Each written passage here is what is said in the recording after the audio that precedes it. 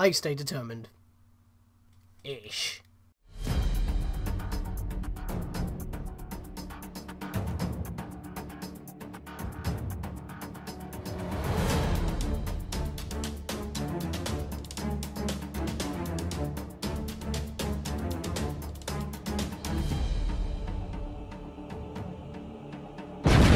Hi guys, welcome. Scatlink here for a Nintendo Direct discussion, not an E3 discussion, and I don't normally do like these discussions single-handedly. I'm literally just off the cusp of watching the Direct. It's like 10:40 at night right now where I am, so the Direct just finished about five minutes ago, and I have conflicting feelings, but I think because I'm wearing this and that's in the background, it's kind of obvious what got announced. And I want to start off with that first, because as soon as I saw it, I was just like, yes, yes, yes. But it was such a teaser.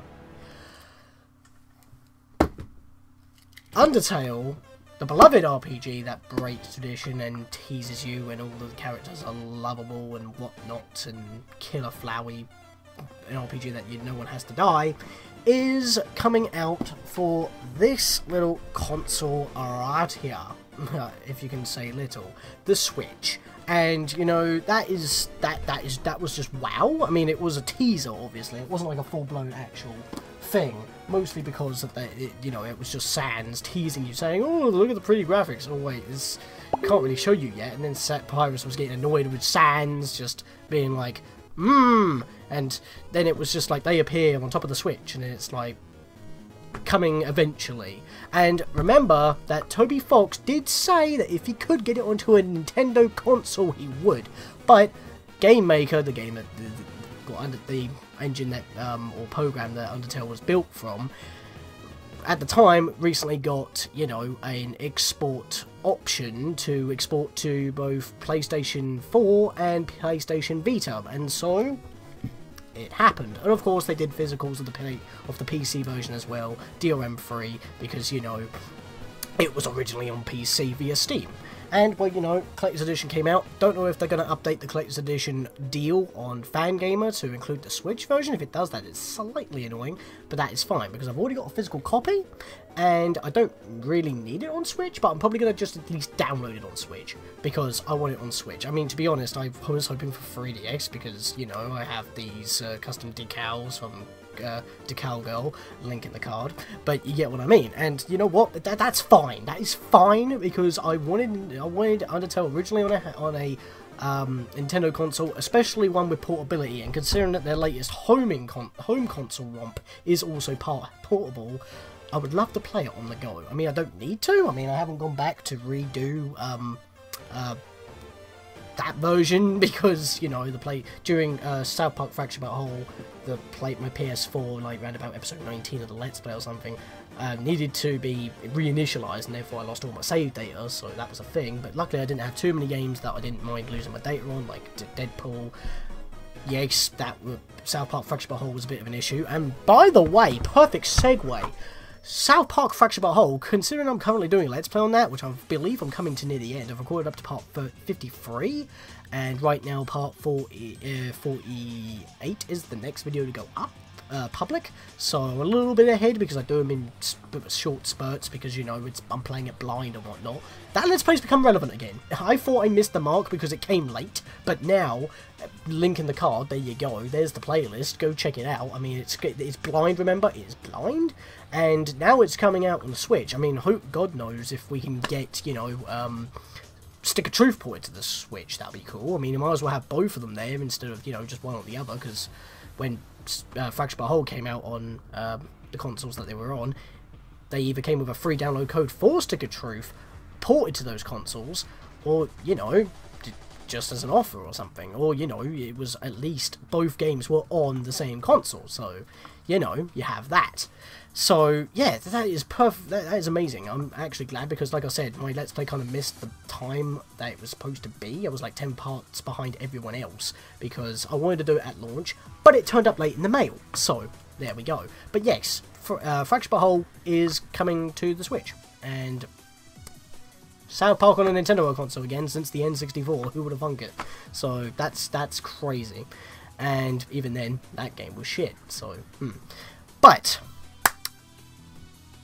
haven't got any plans for this at all. This is just coming right off it, as I've said. No cuts whatsoever. But I think the next thing I want to segue to, because I mentioned it during Undertale with the 3DS, is Luigi's Mansion. Now, I can understand why they made it on the 3DS. They've remade this game for the 3DS. Now, that is awesome, because that's a GameCube remake on the 3DS, and that is pretty sweet. Now, the thing that I'm a little bit annoyed about, and what a lot of the people annoyed about were, when I was watching the Nintendo UK chat, was, why on 3DS? And I had that exact same thought. It would have been a no-brainer to put it on the Switch. I don't know why I'm looking over there to the dock, because the Switch is right over here in my little stack here, but you get what I mean. It's like, why'd they not just port it to this instead of this? And it's like, why?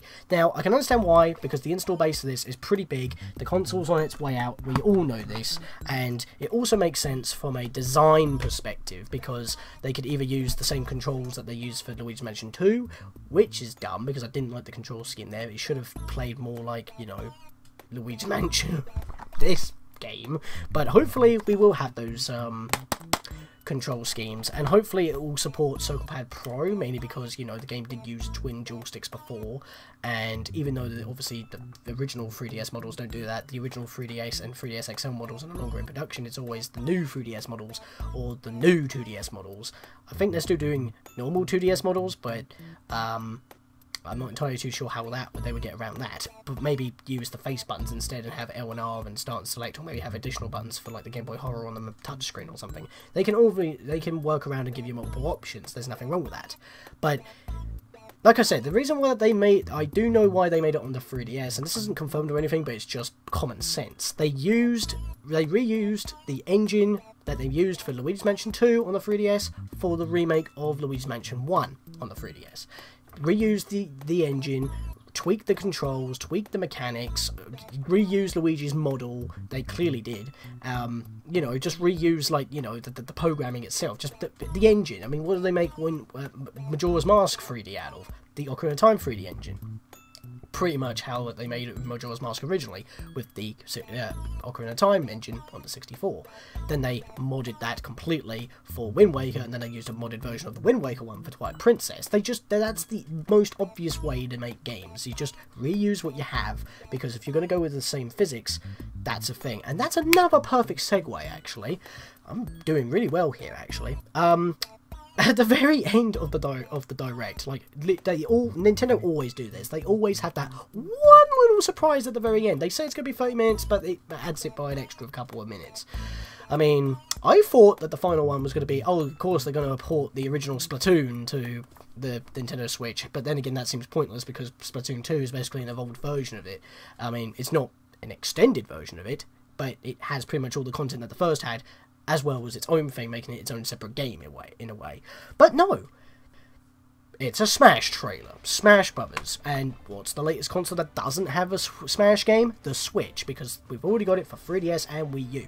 Now, here's a question. It also had a zoom in on Mario as a silhouette, and it also had Link zoomed in as a silhouette. Link looked more like his Breath of the Wild, with his bangs and the slightly thinner hair.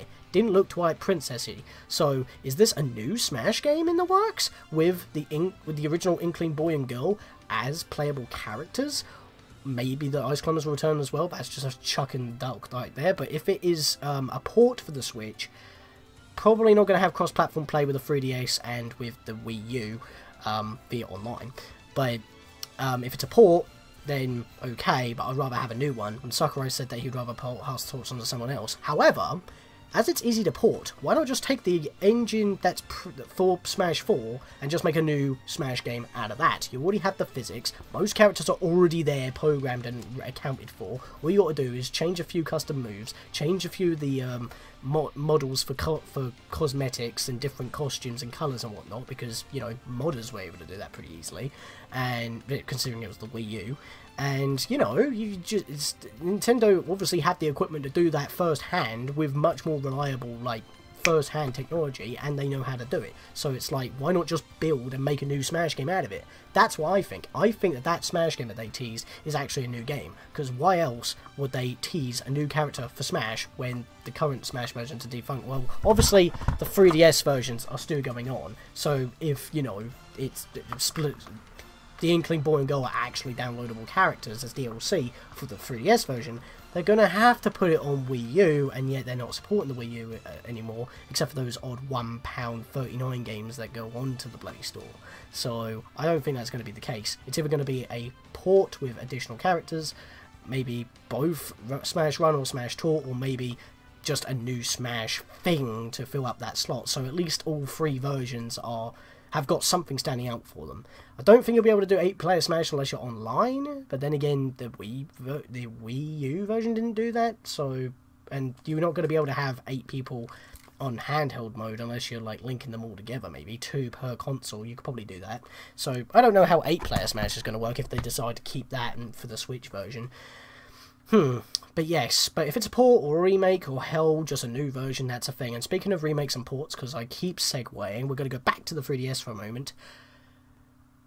Mario and Luigi Bowser's Inside Story remake for the 3DS? Okay, that's a bit strange because, well, it makes sense that you would remake Mario and Luigi Superstar Saga.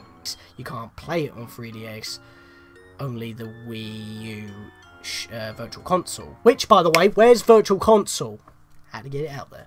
Now, with Bowser's Inside Story, that's number 3. Where's number 2? You kind of skipped a game, Nintendo, and Partners in Time is more memorable than Bowser's Inside Story, in my opinion, because, like, you have, like, you need the 2 screens in order to play, like, with the babies in one area in one screen and the adults on the other screen in another area.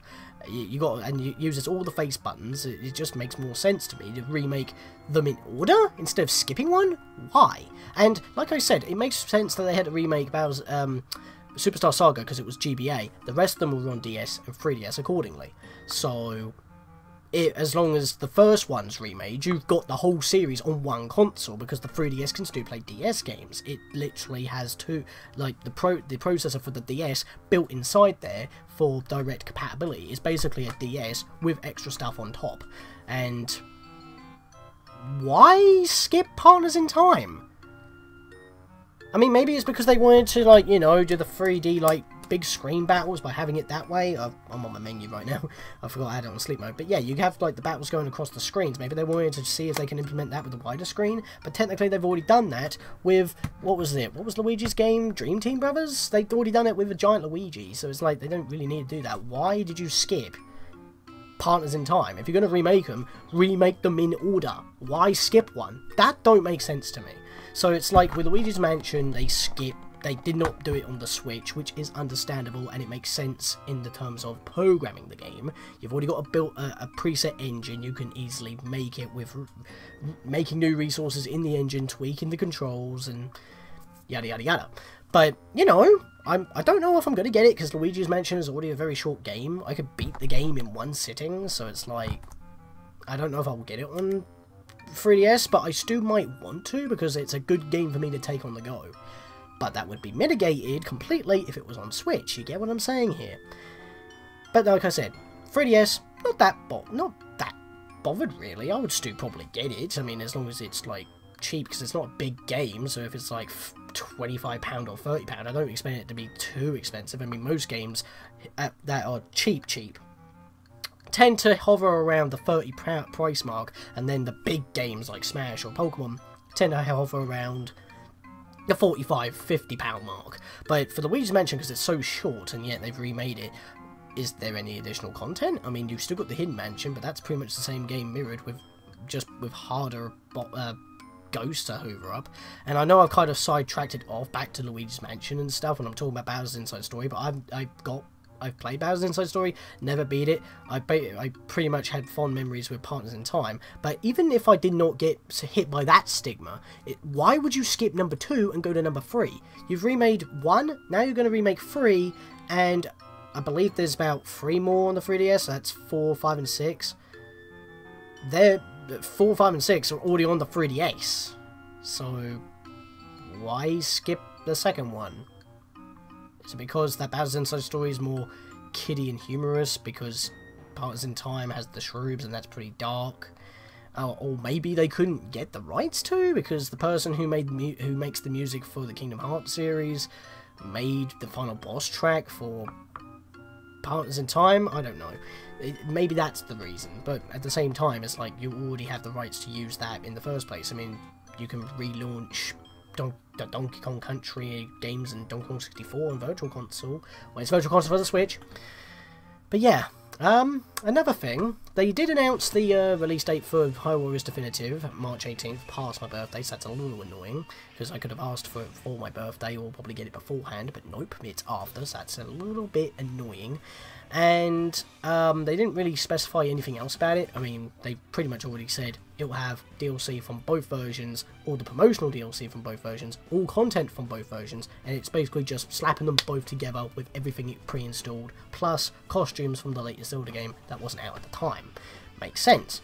So that's good enough for me. I mean, I wasted 850 hours on the Wii U version. I didn't beat the 3DS version because I couldn't get all the promotional DLC for that, and they never released it on the eShop. Plus, most of the stuff you have to do again, and I didn't want to do that. Now, with the Definitive Edition, I don't have to do it for, like, all the other stuff that I never got around to doing on the 3DS another time, because I never got around to doing that. I only beat the adventure map, and that was it. I just didn't play it much. Plus, it looked shit on 3DS, let's be fair. Even on the new 3DS model, which is what I have, still not many enemies showed up. It chugged when you run it on in 3D mode. If you didn't, then yes, you have a few more enemies that did run a bit smoother, but it still looked horrible. I mean, Link's feet don't even look right. It looks like he broke them. So, I don't know. But, you know what? On the Switch, apparently it will run at 1080p, 30 frames, or you can do 720p 60 frames, similar to how you can do on Fire Emblem Warriors. I'm hoping they would keep that.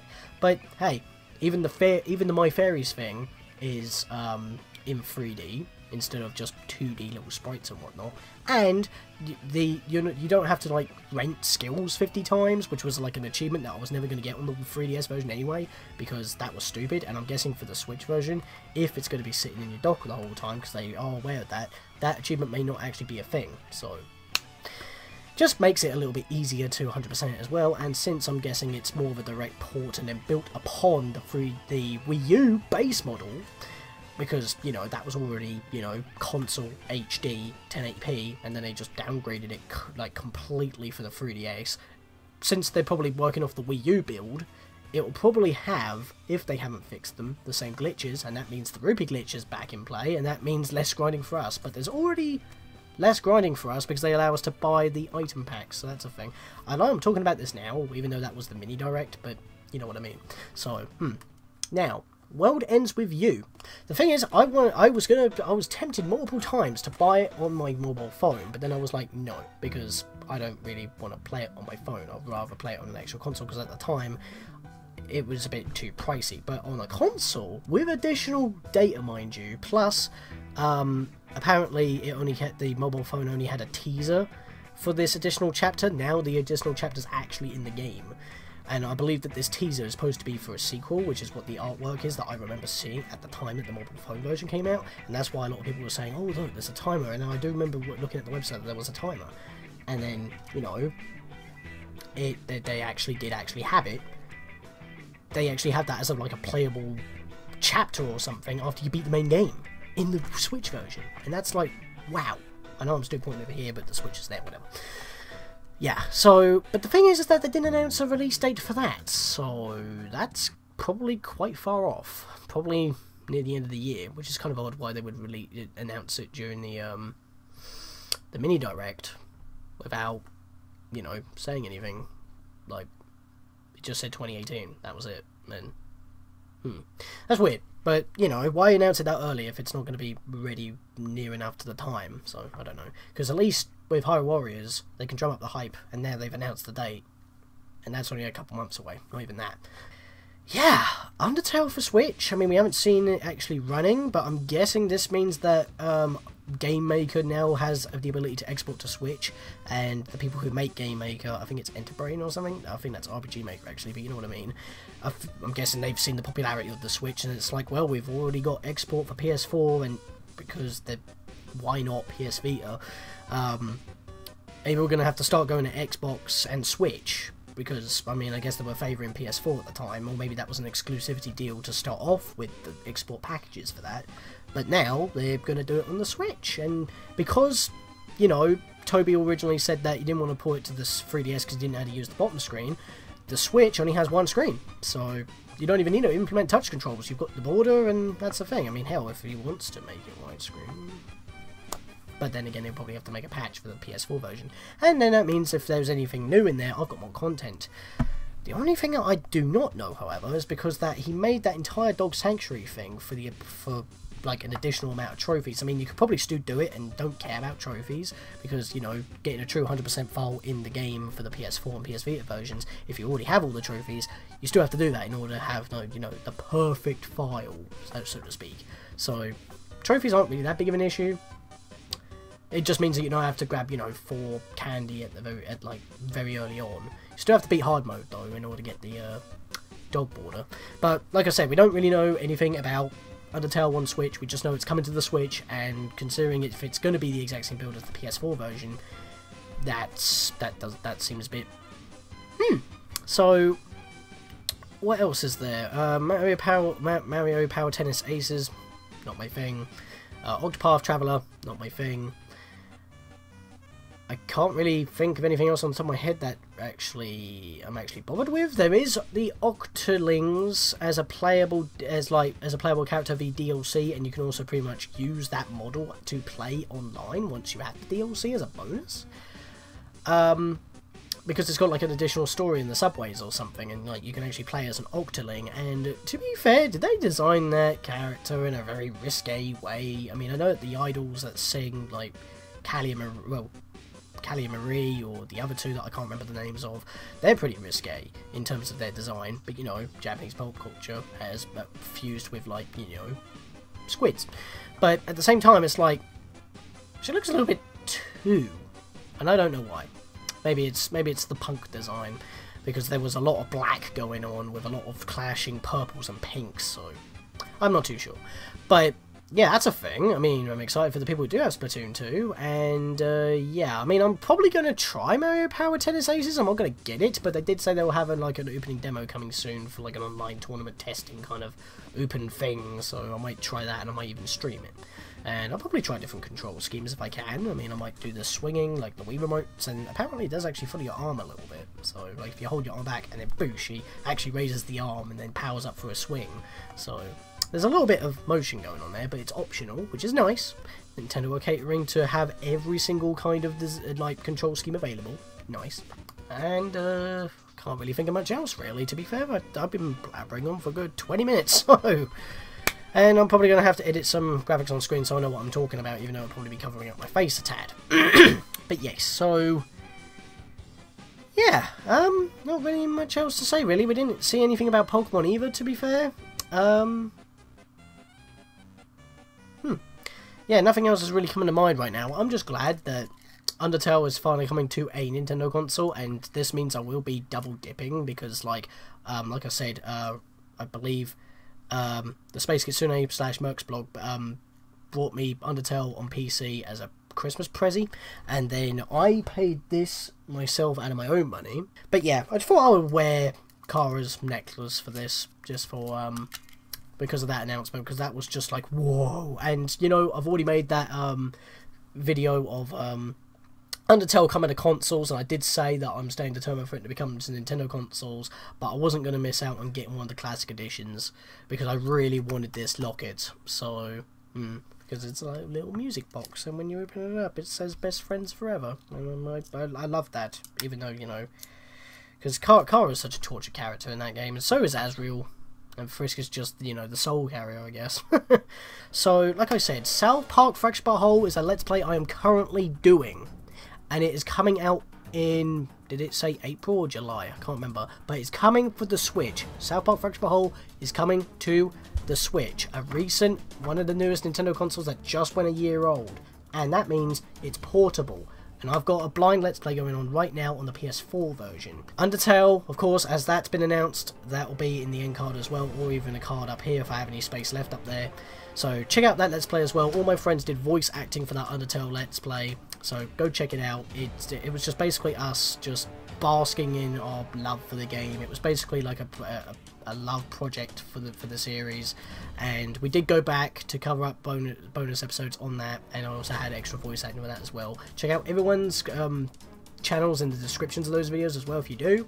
And yeah, I think that's pretty much it. So yeah, in the next episode, guys, or in the next video or whatever, it will either be probably anything more Spyro related, Kingdom Hearts related, if it happens at the time that I'm awake and I'm still relevant, unless I started on Kingdom Hearts, on my Kingdom Hearts Let's Play. I'll talk about it there, because you know, it's the first game in the series, Kingdom Hearts 3 on the horizon.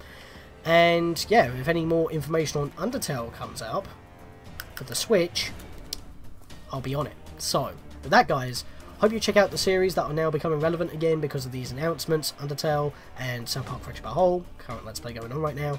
And with that, I'll see you guys then.